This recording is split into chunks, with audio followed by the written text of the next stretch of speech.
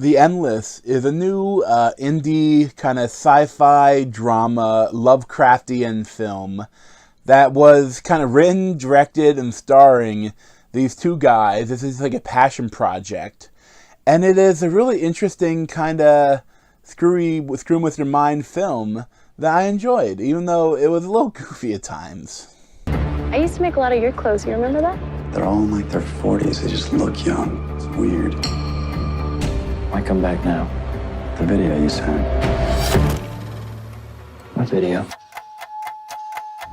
So Justin Benson and Aaron Moorhead, this is their second movie they've done like this. And the first one was Spring, an excellent kind of like horror romantic movie. And this is pretty sure their second one that this kind of like their passion project where they direct it, wrote it, star in it.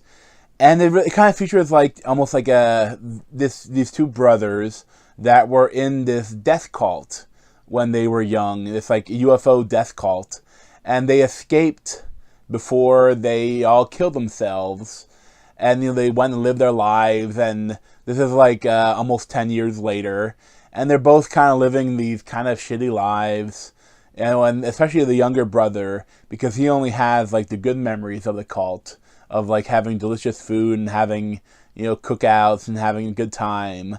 Like he is already kind of pining for that normalcy of the cult when they receive a video from them, and so showing that they're still alive, and kind of inviting them back, and they decide, well, let's go back and see how they're doing, see what's going on with them.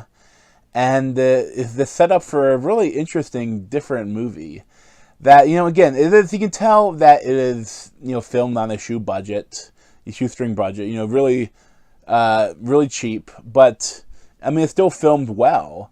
I mean, and you have, like, they have, calls for a lot of CGI for parts of the movie, and most of it is really good. It's funny, though, the one thing that just does not work very well is CGI fire.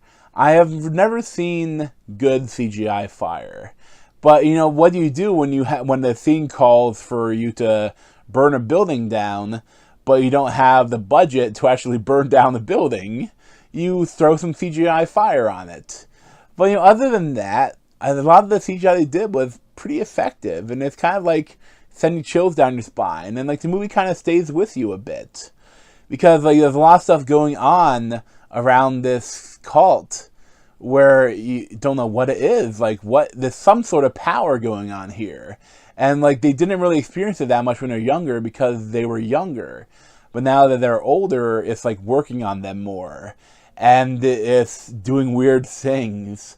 And there's, like, a lot of timey-wimey stuff where, like, there are these different bubbles that things happen differently in them.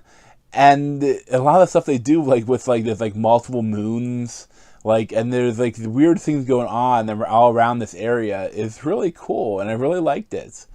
I mean, it does a lot of cool things, and the acting is all really good, and they're excellent script writers. The dialogue they write, it feels really realistic and really well done. I really look forward to see what they do next. And maybe they could get more of a budget, they could do something even more amazing. But, I enjoyed it a lot. I just wish that I liked the ending that it did. I like what they did with the ending. But I wish that they tried to explain things a little bit more.